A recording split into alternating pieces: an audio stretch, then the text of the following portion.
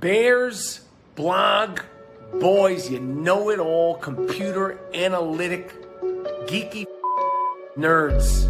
Michael Schneider, Tom Cavanaugh, the Bear, blog, boys, know-it-alls, doing some podcast somewhere. Nobody wants to hear you. Geeks, you pencil-pushing, skinny jean-wearing geeks, you.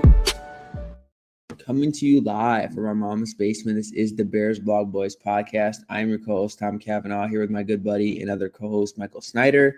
Schneider, I'm still buzzing off that win, man. I mean, it was one of the better ones I've seen in a while, and it just got me feeling good, man. It has me feeling good about the season. I feel like I am not where I'm typically at with the Bears, where either I just don't care about the regular season at this point because the Bears have done so poorly, or like I'm still expecting the worst. Like I'm still accepting the glass slipper to fall off. And I really don't feel like that at all. I'm really excited heading into this matchup. And I overall just like it can change on a dime. Like, don't get me wrong. I'm not saying that the Bears are in the clear by any means, but I feel a lot better than I have in years past. Oh, yeah. I think if you went back to some of our podcasts of years past, I think we're already talking about, who we're taking in the draft, if we should trade down or, what we should do there. But yeah, the vibes are totally different, Tom. And, it's exciting. I mean, we're 0-2 and the vibes were down, man. They were down. Now we're on a 3-game win streak and we have the opportunity to make it 4. Don't know the last time the Bears have done that. I'm sure it's been a while, but it's totally a possibility in this Saints matchup. So that, again, I think that's why the vibes are up and we're all excited about it. Yeah, we're definitely excited about it. This is definitely entering the easier part of the schedule. Now, I will say the Saints, I think, have been a feistier team than maybe we anticipated. I think that they've been a pretty credible opponent. They've been in games. They've hung in there. I think they've looked pretty capable on offense, and they've looked okay on defense. So I don't think this game will be easy by any stretch, but it's going to be one of their easier games to where they should take care of business. This is, I guess, a quote-unquote lighter opponent at home. This is a game they should take care of business, but we'll get into the nitty-gritty. Before we do, Snyder, I feel like the two big narratives in this game is obviously Caleb Williams and Spencer Rattler, that connection, what happened at Oklahoma. Spencer Rattler was basically benched in favor of Caleb Williams, and Spencer Rattler was a big-time recruit. I think he was like the top of his class. I think both Caleb Williams and Spencer Rattler were the top quarterback recruits of their class. So I mean that was a huge deal. People had Spencer Rattler as like a first overall pick before that season. He wasn't playing very well. I think he fell out of favor with Lincoln Riley, and then the rest is history. Caleb finishes that season out at Oklahoma as the starter, plays really well. Lincoln Riley takes the job at USC, and Caleb follows with him. The rest is kind of history. They both end up being in the same draft class. I know Spencer Rattler's a little bit older for a second-year quarterback, but he stayed in college for as long as he could, and he's actually played a lot better than expectation. For a 5th-round pick, he's played, I think, admirably well. But I think I wonder how many times the broadcast is going to bring up that whole situation, Snyder, of that connection between the two. Oh, they're going to bring it up all the time. Yeah. Oh, yeah. I mean, it's definitely interesting. I think they interviewed Caleb about it. Not like they talk or anything. But yeah, I mean, it's a good matchup. It's definitely a good matchup. It definitely adds some narrative to this game that, I think would lack otherwise because, again, I don't want to discredit the Saints. I've actually been pretty impressed with what Kellen Moore has salvaged from this group. I know there's a lot of trade talks with them. I wonder if this, I don't know. I doubt anything happens before this game, but you never know. It sounds like Chris Olave could potentially be on the move, which would definitely be interesting if he was moved before this game, but we'll see. Another obviously big narrative. I mentioned this to you, Snyder, before we got started. I texted you. I said it's a Brandon Staley / Dennis Allen revenge game. I don't really see this as a Brandon Staley revenge game. I mean, he kind of got his NFL start with the Bears, but it's not like he was ever in a prominent coaching role here. So I think this is more so definitely a Dennis Allen revenge game because things did not end well there. I mean, he was one of the only Saints coaches to get fired in recent because they've had Sean Payton for so long. So he ends up, not really doing great as a head coach. He gets fired in season. I think things really kind of boiled over to where they had to fire him, like culture wise. So this is definitely going to be a meaningful game for him to kind of get back at his old team. Yeah, maybe it is a Brandon Staley revenge game. I'm Maybe. just dialing it back a little bit. I get hindsight's 2020, but he was on the Bears staff, and I think everyone said he was like a total stud coach. He was under Vic Fangio, but then they let him leave the building, and I think they brought in Chuck Pagano and just totally changed the defense, and we're never the same. I wonder if he feels that same way. It's like, hey, I could have commanded that defense and everything. But yeah, definitely a Dennis Allen revenge game. Just last season, he's very familiar with that roster. I know it's a different regime, but still a lot of the same roster that I'm sure he has a ton of insight on, and I'm sure he's going to call a hell of a game. Yeah, definitely has a lot of insight on, definitely knows their strengths and weaknesses. I totally agree, Sander, for like them being a quote unquote rebuilding team. This is an older roster with like a lot of the same pieces. It's felt like for years. I Yep. mean, I could have like a whole podcast about like, for as impressed as I have been for the here and now with what Kellen Moore has been able to do and how much he's exceeded my expectations. I just like hate the overall like what the Saints have done. Like, and just I just think they're like kind of just wasting time, kicking the can down the road, and it's like not paying off or anything. They're not even like one and dunning in the playoffs. They're just kind of like an old team that doesn't win a lot of games. Like they're 1-5 right now. So I mean that just kind of goes to what I'm saying. I know that's not what we're here to talk about, but like I really like don't like at all what they've done. But still, I think they could sneak up on you. I think we've seen that. Who was their one win against? They were in the Cardinals game and they were really close to winning that game. They were really close to winning the Niners game. They were really close last week to beating the Patriots. I can't remember who they've actually beat. It was the Giants, that was who they ended up beating, and they actually ended up winning that game pretty handily. So again, I don't think there's someone you could overlook, but Senator, I do think there's a couple things that will play into the Bears' favor on offense. The Saints have been the third worst defense against motion, and we know the Bears use a ton of motion. They're about league average in terms of EPA per pass earned when they use motion. But still, I think with this Bears offense growing, and we heard on the broadcast Ben Johnson saying he wants to open up the offense more, use even more motion. I think that's going to really play into the Bears' favor, that they could really utilize that to attack a Saints' weakness. Yeah, I mean, here, I think we've seen Ben Johnson call his best game against the Commanders, like really, really opening it up. And the thing is like early on, like maybe you couldn't because you were still installing so much. So if he can build on what he did against the Commanders, just the creativity, getting the guys open, using some of these guys in motion. I'd love to see DJ Moore and Burden more in motion. I was even saying with the Dunze, like there's so many creative things you could do and you could build off from last game to really, get the defense, keep them on their heels, don't know what to expect, and just make things easier for your quarterback. 100%. And I don't think the Saints defense is like that talented, but I do think they've like kind of, again, they're kind of doing a good job of like keeping it together with gum and toothpicks. I think Brandon, like this coaching staff in general, has had them more prepared and playing better than they were in previous years for sure. I think on both sides of the ball. So it's not going to be like an easy task, but we know that Brandon Staley runs a lot of zone coverage. Hopefully, I think the Bears will have the right plays to kind of attack that zone. But I still think that if I want to see from the Bears center, and to the Saints' credit, they've actually been a pretty decent run defense. I want to see them continue to try to establish the run and really get their ground game going, because if they can do that, I just don't think there's a lot that can stop this Bears offense. Well said. And that's like what we've been seeing and why we're kind of so frustrated with the early on struggles, because you've seen what was there. You've seen how like the layups have been with the wide receiver, how the passing attack and the receivers have been productive.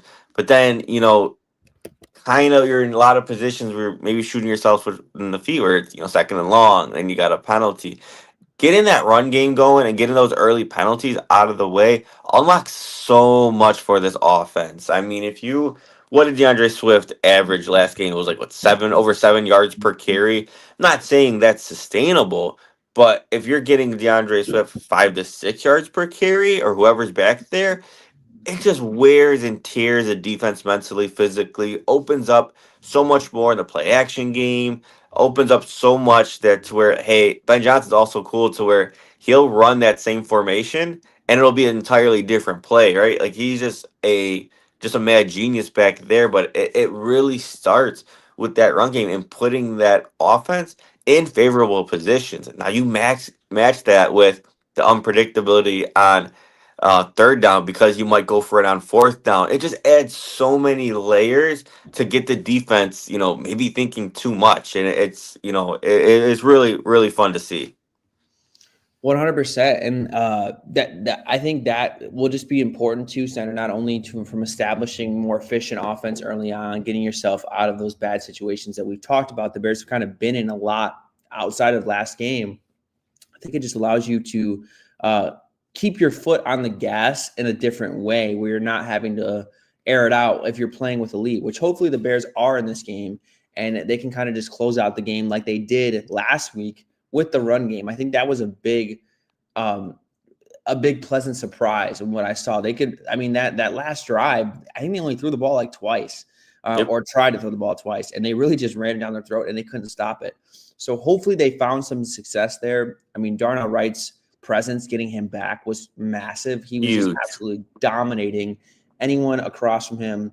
I think the interior offensive line, guys like Drew Dahlman, who struggled early on, had one of his best games as well. And this is not like an overly talented group. I think they're disciplined, and the EPA per play wise, they're the 10th best run defense in the NFL. So, I mean, it has been a pretty good team against the run. But if you just look at the guys they have, nothing like blows me away with them. Brian Brzee has been a guy who's really struggled against the run.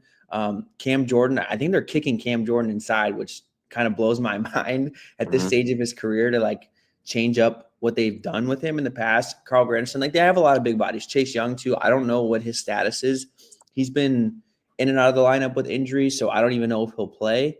But yeah, I mean, they have a bunch of big bodies, and Demario Davis is also a really good run defending linebacker, even though, he's getting up there in age. But at the end of the day, I still think that you could do things to take advantage of this group, especially what the Bears were doing. Like, if I see Demario Davis back there, I want to make him run, right? I want to get him on the outside trying to chase DeAndre Swift. And if the Bears can do that again, I think that's, again, just another matchup they can kind of exploit. In terms of the pass defense, Sider, unless you wanted to add anything more about the run defense. No, I mean, I'm just looking at this Saints defense, man, and they just have a lot of not a lot of talent there at all, man. It's like the most like hodgepodge thrown together group, honestly, because they have a couple young guys. Like Pete Warner is kind of a young guy he's been in the league for a minute, but like kind of coming into his own. Jonas Sanker's a rookie, Kool-Aid McKinstry, second-year player. Like they have young pieces, but then most of it's just like veteran, free agent. Like I don't know. Yeah, it's hard to explain. It's a weird group. So, yeah, I'm not overly concerned with the talent they have. It's just more about, I think, figuring out their scheme will be important. I don't have any doubts that Ben Johnson will do that. And that's what I was just going to say, right? Like, I know a lot of the narrative is like, hey, this is going to be a trap game because the Bears are favorited and everything like that. But in this particular case, you trust Ben Johnson is going to be prepared. That guy's just a nutcase. He's not going to overlook anything. Then you add the familiarity with Dennis Allen, knowing this team, you feel really good about it. And you're just not worried about any matchup, right? It's not like, okay, you knew the Raiders team was bad, but hey, you have Darnell Wright out, and you're going against Max Crosby. Like it's nothing like that. You're not worried about the matchup on paper at all, really. So I mean, I don't want to jinx anything again, but there's just a lot of favorable measures that lead in the Bears' way. Most definitely, there's no doubt about that. There are favorable matchups, and I think it's just again, we didn't really bring up like Caleb's performance in a nutshell last week. I think it was definitely his worst game of the season, Snyder. But at the end of the day, like there's still nothing like concerning, like nothing too Right. concerning with what I'm seeing. I think he's getting a lot of slack on Twitter and stuff like that, where people are saying he's missing throws and stuff like that. And he's definitely, that's probably my biggest concern still. Like he's not as accurate as maybe wanted him to, but I think the decision making is still really good. I still think he looks comfortable in this offense. It's really whether or not how quickly can he play, which I think was always going to be a work in progress. And to expect him to play like at quick timing, or I meant to say peak quick timing in like week 5 and 6, I think that was just always going to be a long shot. I think you're still going to see struggles like that throughout the season in a new offense that's ever evolving, that Ben Johnson, is always trying to do new stuff. So I think that's going to take time. Really what I wanted to see him hammer down is, can you just put the ball where you want to consistently? I don't think it's been like as bad as it was week 1. I think it's definitely come along, but I definitely still think he's missing too many throws, and that's just going to have to clean itself up. I'm not going to sit here and tell you I'm some quarterback expert that knows how to fix that issue. I just think that we know he can be accurate. That was never a concern of his coming out of college. I think it's just going to be, can he get more comfortable in this offense when he is able to start anticipating quicker and being more confident in his anticipation? I think we'll start to see the accuracy come along as well. Yeah, and that's the thing, right? If we're going to be honest with ourselves. There was a tweet, I forget who tweeted it, and I thought it was a very, very honest take, like giving a lot of credit to Ben Johnson. And thus far, maybe saying like Caleb Williams has kind of just been along for the ride. I thought there's a little bit of truth to that, but also a little bit more that you maybe should give Caleb credit for. His floor to me has shown very high. Right, you dial it back to like the 2018 season where the Bears had success. A lot of people said, "Hey, Mitch is the guy. Mitch is the guy." But if you were really watching, it's like, dude, this guy got so lucky with all his turnover-worthy throws, like stuff that should have been interceptions, just horrible decision making, right? But that's not the case. And then here you go to Justin Fields. You just seen the guy never get better of like throwing with anticipation, going through his reads, like doing the small quarterback stuff. When we maybe critique Caleb, it is nothing of that magnitude of the last 2 quarterbacks. It is not even close. What he's shown, and it's not crazy to say what he's shown thus far is like the best QB play that the Bears have seen probably ever. To be honest, which is again, it's crazy to say that the bar is very low there, Right. but you love what Caleb, he takes care of the football.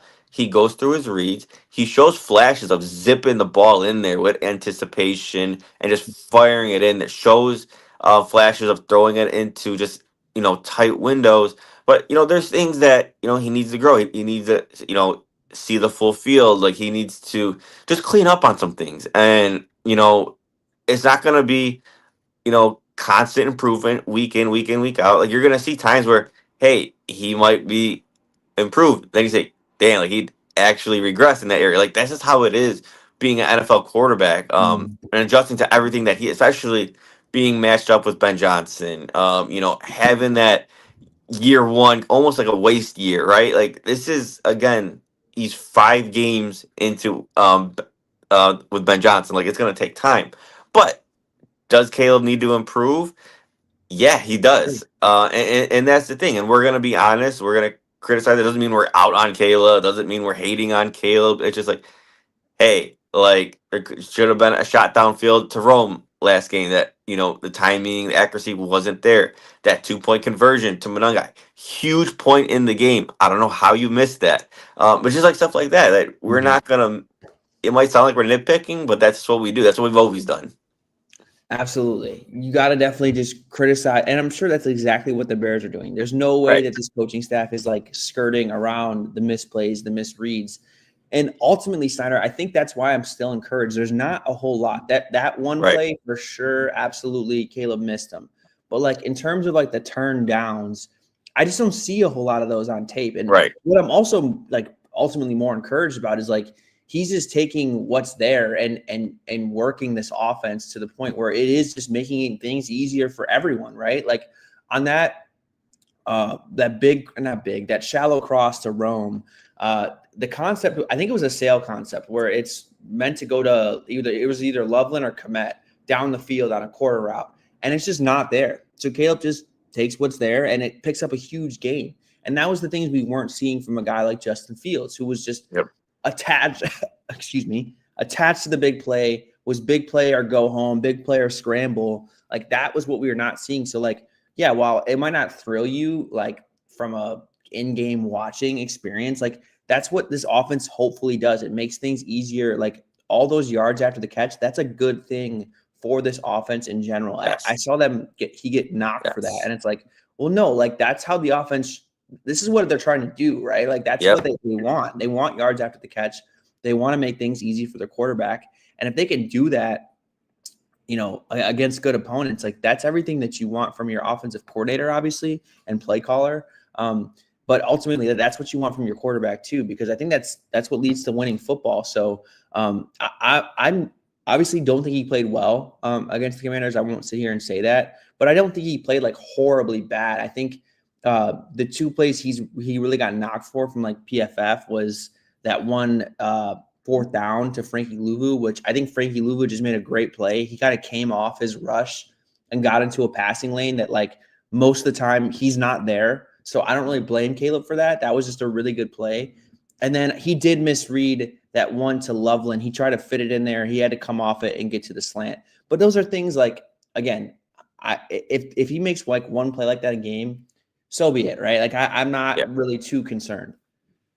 Yeah, I just don't want to get confused. Like you could say that and not be out on Caleb or say he's bad. You know, you just say like, hey, like, you know, he's fine. Like he makes us competitive. The floor is high. Like he is growing. He'll, you know, even make plays with his feet some at times. You know, like we love Caleb Williams. We're just saying like, you know, they're just, I don't want to say concerns, or just things that hey, he's gonna have to clean up. He's gonna have to grow before, you know, we're totally all in on him. For sure. And I'm thinking this is a really good spot for him to get right or to have a better game, Snyder. I'm just looking at the coverage menu for the Saints in the past 6 weeks. And they're, you know, Brandon Staley, I think, is going to change it up a lot. They're pretty diverse. They run a lot of cover 3, that 39%. That's the most coverage they run. They also run a lot of quarters. It's 20%. That's closest to the league high. And they also run a decent amount of man coverage. And when I'm just looking at like the next gen stats and like where they're weak, they are the second worst defense to out wide targets. So like when I hear that, alarm bells go off for Rome. And if you look at like the PFF grades and just like the lineups of the Saints, who their coverage players are, that makes a lot of sense why they might be weak. Like if you can get Rome Odunze matched up on Isaac Yiadom, I think that's going to be a great matchup for the Bears' favor. And you trust Ben to attack that, right? Yeah. Like, totally. Yeah, I mean that's why I keep saying, like, I get it. A lot of people say trap games. I don't get it. That's the, you know, hip thing to say. You know, when you're expecting a Bears win and they're favored, it's always gonna say, "Oh, it's a trap game."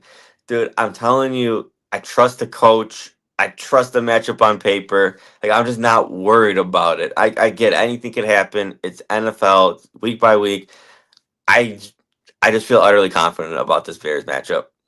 Yep, I definitely feel confident as well. I think that's a matchup I really like. I think, I mean, I like William McKinstry. I think he's probably better than like how he's grading out for PFF, but like also like he's not really scaring me from, you know, going after him as well, especially with Rome on the outside. I think those are just really favorable matchups. And like Rome is still playing really, really well. He didn't have a great game in the box score, but like he got open a handful of times. He could have been you know, he could have had one of those games again. It sounds like DJ Moore's also going to play. I mean, he's back to practicing, so that will be another weapon that they have. The Saints have also been a lot better defending just offenses out of base personnel versus the nickel, at least from a passing game perspective. So that also I thought was really interesting. Did the Bears want to just lean into more 3 receivers? Do we see more Luther Burden? Because Luther Burden, I feel like whenever he's on the field, Snyder just continues to make plays. So this would be a good game to kind of test that theory out. They've been a lot worse. They're like one of the better defenses actually in the NFL in base personnel, and they're one of the worst in nickel personnel. So that's another kind of wrinkle I would like to see if the Bears want to kind of attack that. And let's see. I don't want to hate against Zacchaeus because I know he has a role, but there's no reason he should be leading the team in targets and wide receiver snaps and all the things that he's leading in. I want to see a little bit more Luther Burden sprinkled in. Yeah, that I'm tired of that. Yeah. I no knock on Zacchaeus. I just think what he should be is he should be that like first up depth piece. I just think there's just so much more juice with Burden being there, or you get creativity with DJ Rome in that role as well. Line him up, or you can put Loveland in there. Like, there's no scenario where I want to see Zacchaeus being your leading target, haver like he was against the Commanders. I really really want that changed. I agree. I definitely want to see more Luther Burden and yeah, maybe I mean just that's what I think that it could be a huge adjustment to this offense down the stretch. I wonder too how much more Colston Loveland we're going to see. I thought Colston Loveland actually had a pretty good game as well. He just maybe wasn't targeted enough. There was a play where he could have had like a really long touchdown, but the Bears got caught and blitzed. So I wanted to see if they're going to incorporate Colston Loveland even more. I think he played a lot of snaps in comparison to what he was playing. It's still kind of a split, and I'm sure we'll see that for a little bit longer. But I'm just ready for Colston Loveland to really take a hold of this thing. So that's kind of it for the offense. For the defense, Snyder, the Saints have been a pretty good pass offense. I think that they're well designed. They're pretty sound. They have not been able to run the ball, though, which is what the Bears have struggled to stop outside of last game. But ultimately, like this run game does not really scare me, even if the Bears' run defense maybe was better than we expected for 1 week. I still think this is a game that can kind of continue that momentum and slow the Saints' run offense down. Yeah, I mean, here they had an improvement against the Commanders team that was really damn good at running the ball all season. I'm not saying they completely shut down the run or anything, and that's not what I expect. But you're right, the Saints haven't had that like run it down your throat like explosive play that they've had there, and I don't even think they've gotten like Kamara really going in like the pass game like he's used to doing that there. So yeah, I mean, the running back room doesn't scare me at all. They don't have like a lot of juice No. there. They've actually been semi-efficient. They're 13th in rushing success rate. They're 8. I mean, they're not good from an EPA per play perspective. So overall efficiency is not great. They're 18th in rushing yards per play, or I'm sorry, rushing EPA per rush. Or they're 19th actually. So again, they're not horrible, but it's not a group that kind of scares me. I'm always scared with the Bears, like if they're going to get gashed by some explosive plays, because that's kind of what happened with the Raiders. I don't think the Raiders were like doing anything crazy, like down to down, but they had a couple big runs that kind of just really hurt the Bears and probably made that game closer than it should have been. So that's what I worry about. I don't really see the Saints having that talent here. But what I will say is that the Saints, what you always got to be mindful is, I know Olave is a stud, but Shaheed is the guy that can get behind the defense and just gash you. I think the game that they won, they had a huge play to Rashid Shaheed. I think you always kind of have to monitor where he's on the field and just make sure that he's not getting behind your defense. You're not allowing those explosive plays. They've actually been pretty decent against the blitz too, so that's also something to keep in mind. I really just think with this, when it comes down to how to stop this defense or this offense, is you just have to make things kind of tough for them and stay in front of them, because they're going to try to run a lot of plays. They're one of the fastest paced offenses in the NFL, and you really just have to keep up, stay on top of it. And I'm really excited and intrigued to see. I want to see Dennis Allen take this game to the Saints, right? I want to see him continue to lean into the blitzes, to get pressure to that. I want to see him dictate this game, because that's something I did not think they were doing early on in the season. And we saw a huge change from that against the Commanders. Yeah, again, when the defensive line is not really generating any pass rush pressure or generating sacks, you have to be creative. It's something that even Matt Eberflus had to do because of the defensive line. And you've seen, once they are evolving into that, you've seen the production of the defense grow higher So I totally believe Dennis Allen will be continue on with that creativity, and you'll see it success. I think with a quarterback like Spencer Rattler, that's the right quarterback to do that to. Jaden, even doing it against Jaden Daniels, and Jaden Daniels is typically really good against the blitz, right? Like the feel that he has in the pocket where he just stays poised is really well. But I'd be really excited to challenge Spencer Rattler in that same way, maybe even turn it up even more so.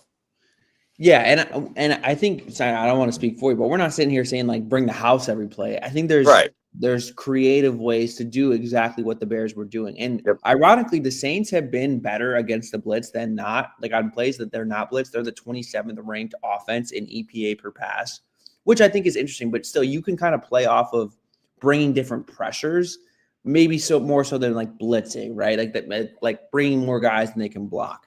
Yeah. And that's what they did against the that's what they did against the Commanders, and I think that's why they had a lot of success. And when you're just looking at the Saints offense as well, I think Chris Olave is kind of their underneath slot guy. Kyler Gordon versus Olave, that would be a great matchup. Who gets the better of who? But I'm looking at the offensive line, and I just want to see where the Bears can take advantage. They're really weak in the interior. Like McCoy is a good center, but Cesar Ruiz and Trevor Penning have really struggled. I mean, they've been. Yep. I mean, Trevor Penning, I was never a huge fan of. I know they're trying him at guard this year, and I just don't think he has the balance to like be a high level starter. So again, this is a game for Gervin Dexter. This is a game for Andrew Billings. I know they kind of moved Shamar Turner out to edge. I haven't really watched him under the microscope, but like I wonder how that will play. I don't really see him as an edge, but we'll see. Grady Jarrett still hasn't practiced. I doubt we'll see him in this game. I think he'll still be out. So, but I'm trying to attack the interior. I'm trying to run a lot of stunts in games to kind of get Trevor Penning having to move across the line. If you can do that, I think you got to feel really good about your chances of getting pressure. Yeah, most definitely. I'm not worried about this offensive line unit as well. Interior is kind of rough. And McCoy's fine, but yeah, I just think there's ways where the matchups are fine. Yeah, most definitely. I mean, this is too. I want to see Montez Sweat continue to have a big game. I think he took advantage of the match. Josh Connerly, he's a rookie struggling. I think you can do the same thing with Sweat in this one as well. Fuaga is probably a better run blocker than a pass blocker, so you definitely want to see Montez Sweat take advantage of that matchup. And Snyder, another. I forgot to mention this earlier. You got to always watch out for Taysom Hill, who's back in the lineup, man. He already had a touchdown in his first game, right? My boy. Definitely got to watch out for him and the trick plays that can do. But overall, I don't know. I don't think this is like an extremely dynamic. I'm just curious to see what kind of game plan Dennis Allen thinks is best, because I think as long as you don't like, if you want to blitz a little more, pressure a little more, as long as you don't leave yourself susceptible for the big plays, I just think that I would really want to keep my foot on the gas on offense and make them play from behind and hope for, the Bears defense to be able to have as much success as they had against the Commanders, against the Saints. Yeah, and then here, even dialing it back, Tom, is if we keep it going with the run game, that's how you control the game, right? That's how you control the script. That's how, if you do get that early lead, really start, taking control, get that 2 possession lead, and then just keep running it down their throats. That's what the run game could open up to, where we can, if we do get a lead, we can control it and we can sustain that. So again, dialing it back, I think the run game is going to be very important here. Definitely going to be important. I'm just looking at, how successful teams are when leading. And the Bears are pretty decent in terms of yards per play, but again, like the efficiency, not as great. Man, the Saints have not led a lot of games. They're like at the very bottom in terms of plays from leading. So again, it's just like we really haven't seen the Saints be in a position where they're not playing from behind. That's kind of what they want to do anyway. So I don't know. I'm just curious to see. Like, I really hope that I'm confident that the Bears will come out prepared and get off to a fast start, because that's kind of been the MO for the Saints, that they're always kind of playing from behind. So even in the game that they won, they were playing from behind. So I wonder if we'll see same game script here. I wouldn't be surprised. Like, I'm kind of expecting that. But overall, Snyder, in terms of final predictions, It sounds like we both are leaning the Bears here, but do you have any sort of score prediction that you feel confident in? Yeah, give me Bears 27-17. Okay. They get a 10-point win. Hammer that in. I'm sure the odds are great on that. Do some receiving overs there, some rushing overs there, and I think that'd be my parlay of the day. Haven't won anything all season. I'm on a cold streak, but that's what I want. That's something like that. I'd fire it in.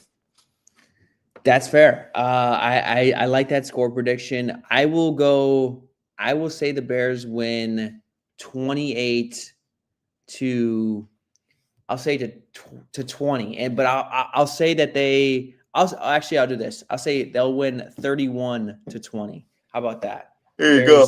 Jake Moody gets another field goal if he plays. I think he will play again. I don't think Cairo Santos is practiced. So, but yeah, we both are predicting the Bears here. I really hope that this doesn't come back to bite us, because this, for as confident as we are in Ben Johnson Center, this is kind of a trap game. The Bears are coming off a huge win against a weaker opponent now. This is a letdown spot. But again, we talked about this with the Raiders. These are games that previous Bears teams would lose, right? For sure would lose. So I still think it's not as good of a measuring stick game as the Commanders game, but it's still a good measuring stick to be like, okay, if you're a serious team that's going to take care of business week in and week out, this is a game you should win handedly. Right. Yeah, and that's how I'm feeling. I believe in the coach, believe in the coordinator with familiarity, believe in our guys versus theirs. I think the Bears take care of business. All right. Well, you heard it here first, folks. So we think the Bears are going to take care of business. We'll be back to recap this game, hopefully on either Monday or Tuesday. But until we meet again, y'all, keep it real. Bear down. Bear down.